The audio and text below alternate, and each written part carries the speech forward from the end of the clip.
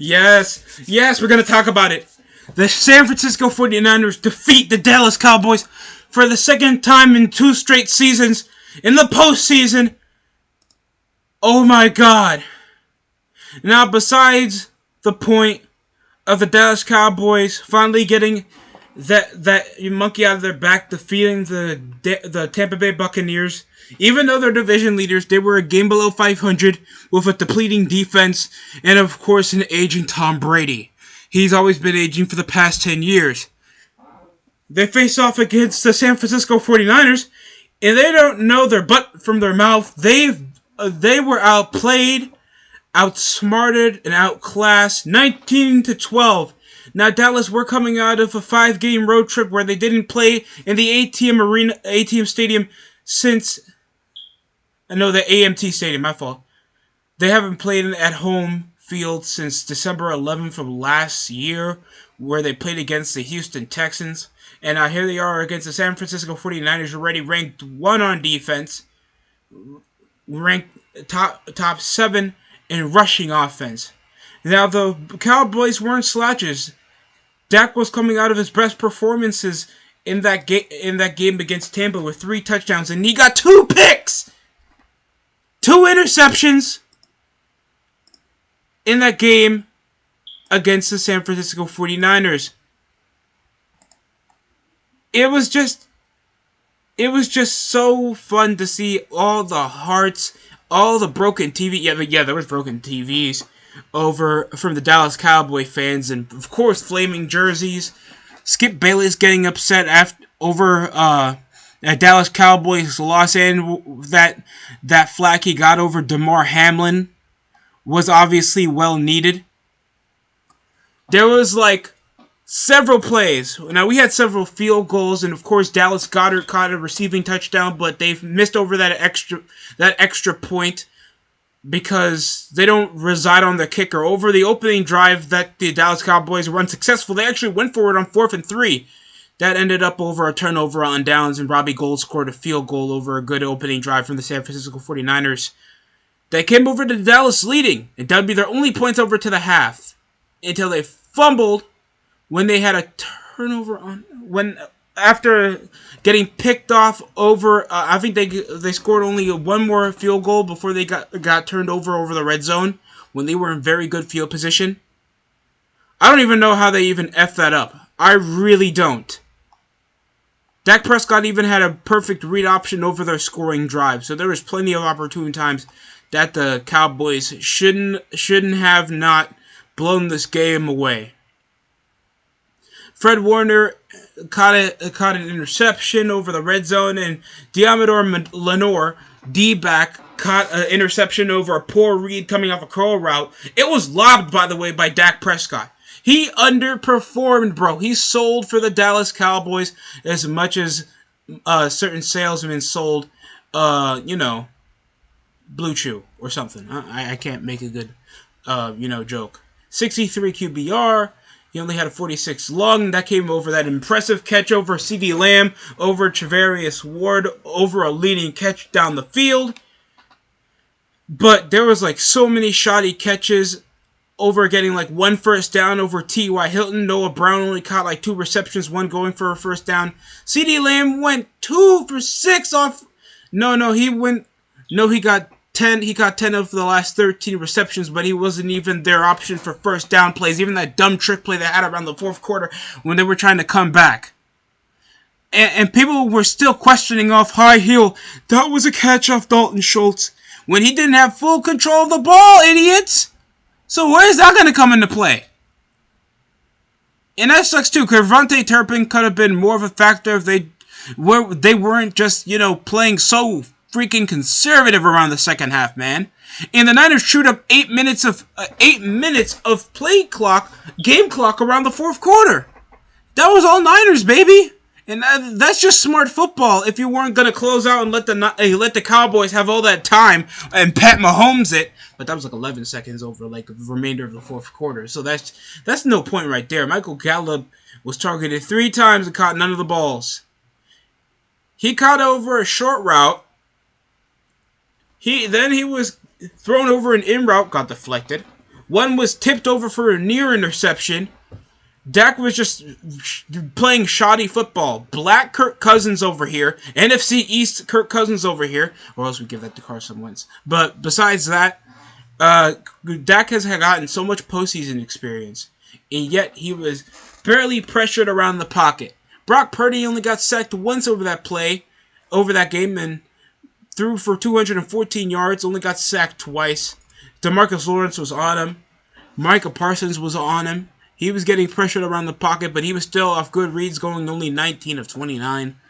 I'm not going to say that he didn't have any shoddy throws, trying to play too low over to the gut, but rushing was amazing. Elijah Moore took over with 51 rushing yards. McCaffrey only got that final touchdown from the Niners around the red zone after some three great catches. One over Ayuk that gained like 11. That was like another one off George Kittle. That was outstanding. Second best tight end performance of the postseason. Yeah, I'm not going to lie. I hate to say that, but George Kittle did play a great game of football. 95 yards over 2 targets. Sadly, he wasn't the touchdown target for tonight's game, for Sunday's game. That went over to Christian McCaffrey, running the ball. And an extra point made over Robbie Gould.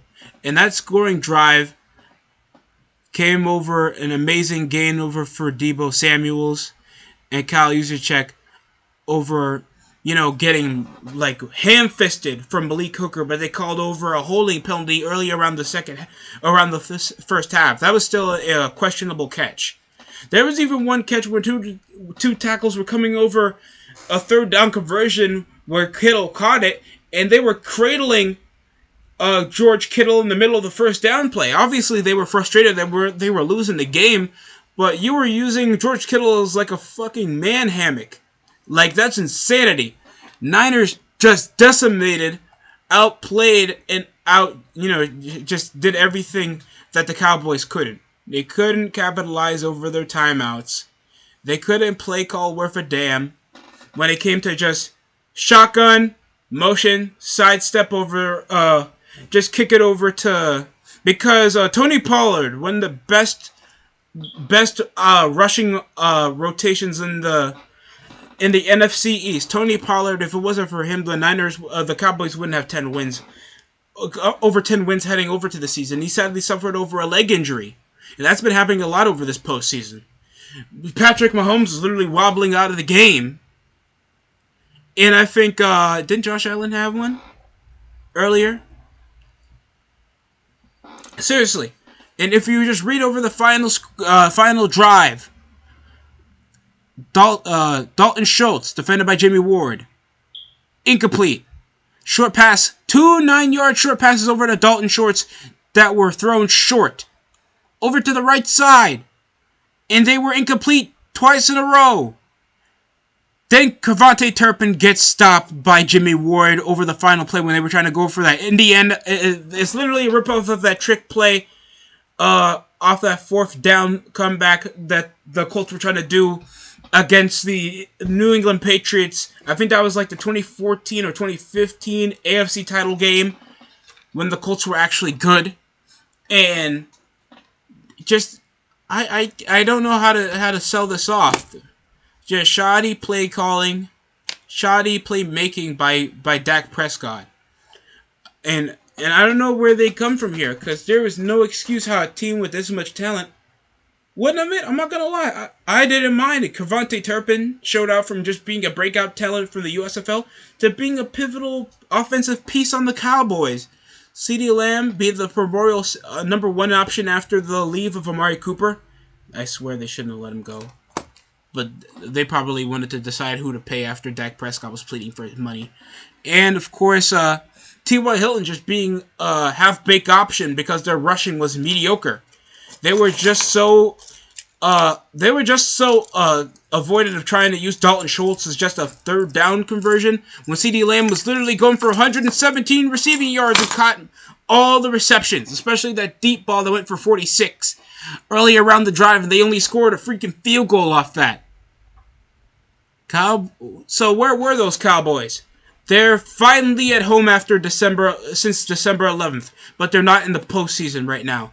Now the Niners are going to go off to face off the number one seed in the NFC, and the best team in the NFC East, the actual NFC East best team, and that's the Philadelphia Eagles.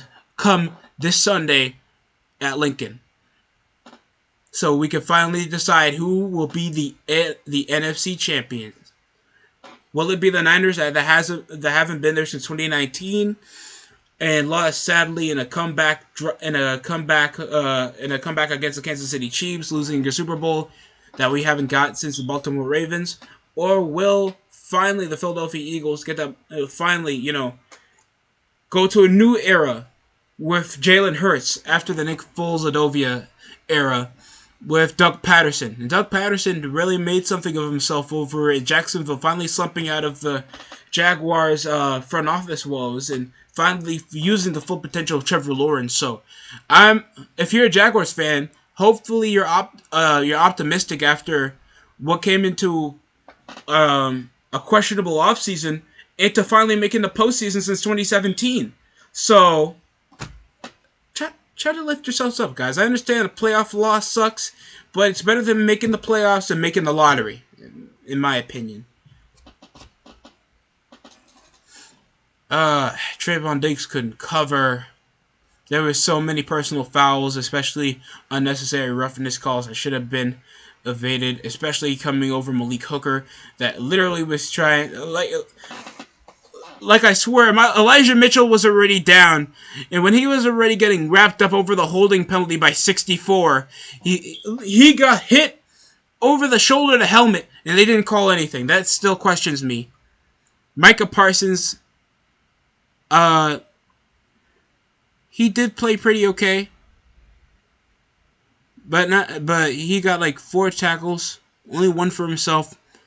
Barely got a tackle for loss. That went over to Javon Curse, that probably was the best player on the team. And Odawaza, DeMarcus Lawrence was just everywhere on the floor. On the field, he pressured Purdy once and even got a sack on him off the second offensive drive for the Niners.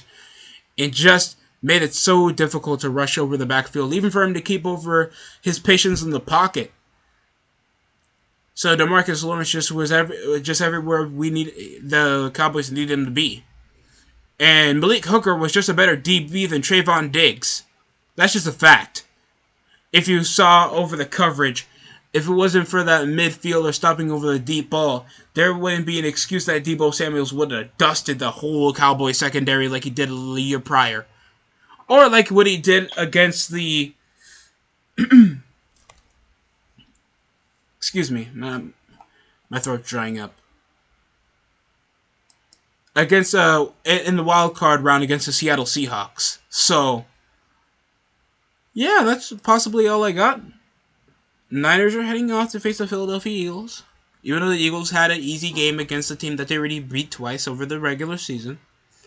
And yeah, possibly this was expected for majority of the season. I know I picked the New York Giants to probably get the upset because they were kind of the giant killers after upsetting the Minnesota Vikings. That I already anointed as frauds over my previous video. Shout out to the Philadelphia Eagles frauds video as well.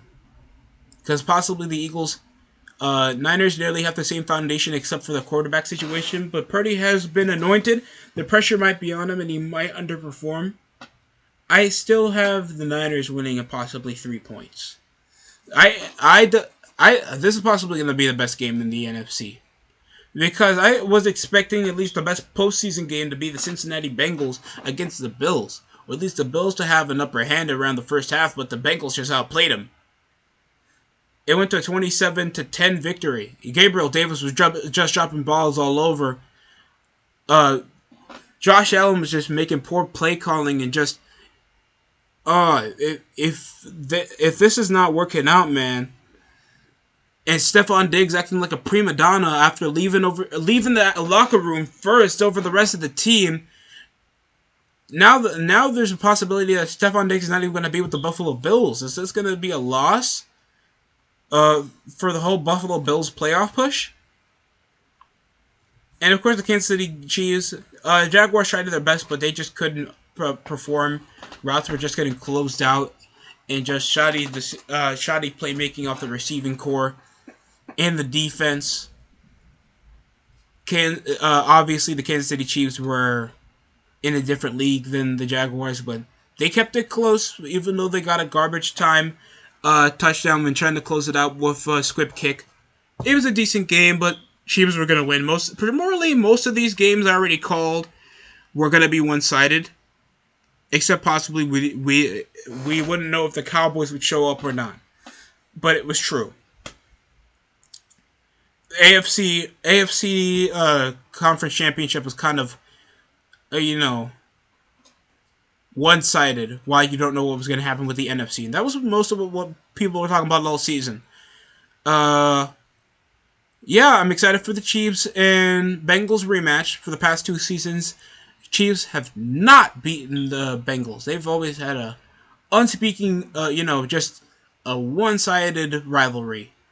And the Eagles haven't even faced off against the San Francisco 49ers since in the postseason since 1996. And the Niners won that. Well, this is a completely different team, completely different development, different cultures. But hopefully I'm expecting a very good game between both of them. Besides that, hopefully you guys enjoy this recap of the Cowboys and Niners. Thanks for watching the DST show. And hopefully you guys are excited for the Royal Rumble that's also going to be this Sunday. This Saturday. I'll be available then. And of course, the Conference Championship weekend. So, thanks for watching the DST show. Like, comment, subscribe if you want more. And there's also a previous video involving me talking about Rui Hachimura traded to the Los Angeles Lakers. And you'll get further details on that. And if you want more details and more conversations, please subscribe to the channel.